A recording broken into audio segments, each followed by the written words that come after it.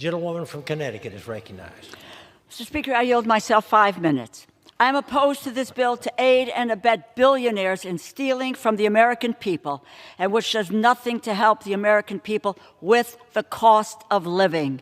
Since taking office, President Trump and Elon Musk unlawfully have stolen funds appropriated by the Congress, passed by Republicans and Democrats in the House and in the Senate, signed into law by the President, upending the separation of powers and our constitutional order. For what ends?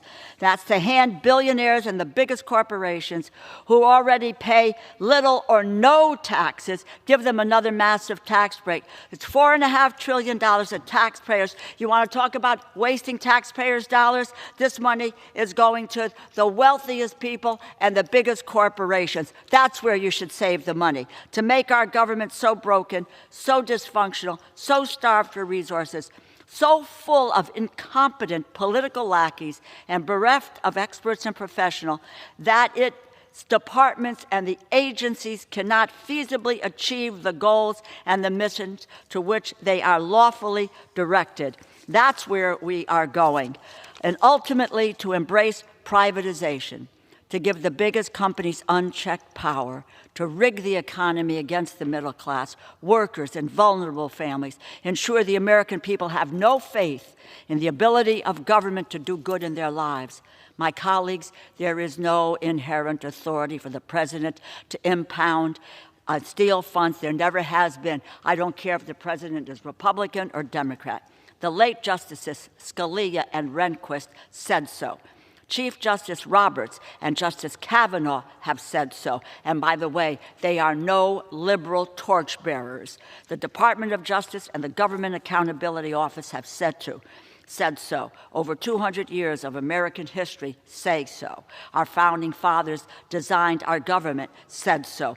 Alexander Hamilton said, and I quote, "But where there is the purse is lodged in one branch and the sword in another, there can be no danger. The power of the purse resides in the United States Congress."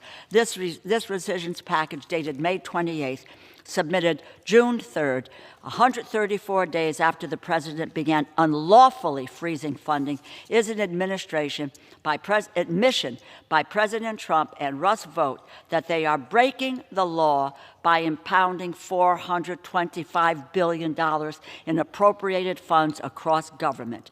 They do not care about the consequences for Americans. This is a bill to codify the right of billionaires, to rubber stamp the right of billionaires to steal from rural and vulnerable American communities, children, the global poor, for the sake of handing even more money to billionaires. Congress needs to fight for the middle class, for the working class, and the most vulnerable, not to protect the interests of billionaires and big corporations. Members considering voting for this own the reckless cut done by Elon Musk. This is a bill to shut down rural television and radio stations, cutting off coverage of local news, eliminating emergency information like severe weather alerts, jeopardizing access to PBS Kids' children program like Sesame Street. This is a bill to rip life-saving support away from the hungry, displaced, and sick people in developing countries and conflict zones across the globe, to end programs that treat deadly diseases and prevent pandemics. This is a bill to abandon the people of Ukraine while they resist Putin's tyranny. This is a bill to cut $400 million from PEPFAR, a paragon of American leadership, saved 26 million lives, mothers, fathers, sons, daughters. Instead of facing a death sentence, people supported by PEPFAR are raising families, building their communities, helping their communities grow and develop. This bill puts America last. When we retreat from the world diplomatically and through our assistance to vulnerable people, America will be alone, without allies, in a less stable world, without the support of the international community. And do you know who will come out ahead? China, Russia, Iran. When people in need see bags of food and flour coming that say USA, that shows the power of the United States. That now will be traded for food aid from China. We are here today considering cuts after months of unlawful empowerment stealing that will conceal a Republican reconciliation bill to make the billionaires in America even more rich. Increase the debt by $3 trillion, you increase the debt. You rip health insurance away from at least 16 million Americans.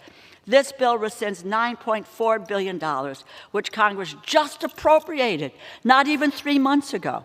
And now the president is asking the Congress to rubber stamp its proposal to steal from the American people without concern for the consequences. This bill does nothing to help the American people with the cost of living. The president said he was going to bring it down on the first day. He's done nothing but made it worse. I strongly urge my colleagues, oppose this bill. It forfeits our global leadership. It undermines national security, steals from the American people to hand more wealth to billionaires. Thank you, and I reserve.